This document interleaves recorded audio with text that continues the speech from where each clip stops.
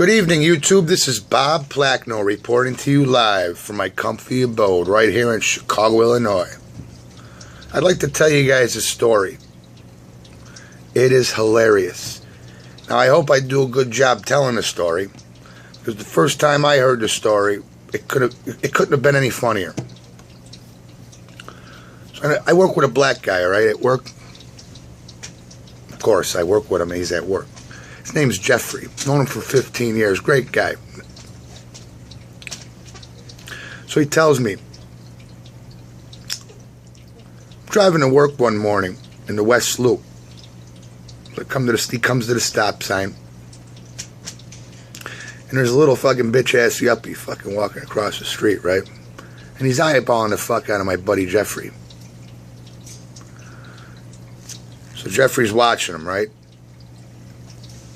He's in the car. He's watching him come around. He's coming around the fucking driver's side window, watching this motherfucker.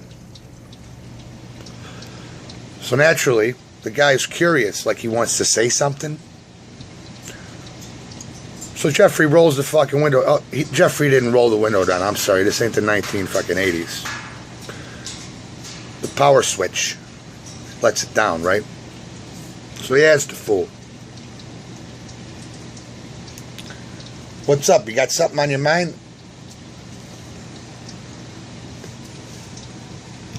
So the yuppie responds, first of all, before I tell you what he responded with,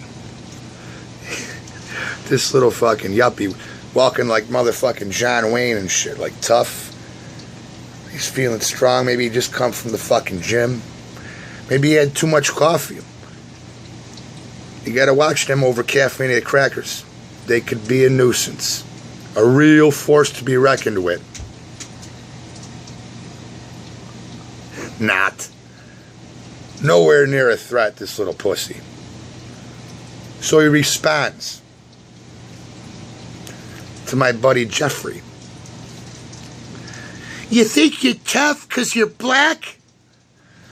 Man, let me just tell you one thing. If I was in the car with Jeffrey, I would have fucking fell out the motherfucker laughing hysterically. The guy was maybe like 5'6", skin and bone like a greyhound, you know? Fuck him.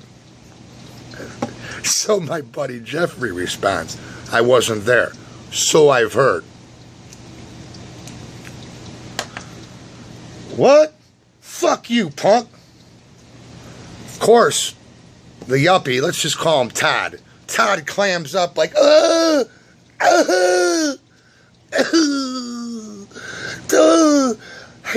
had a bad morning. He blames it on having a bad morning.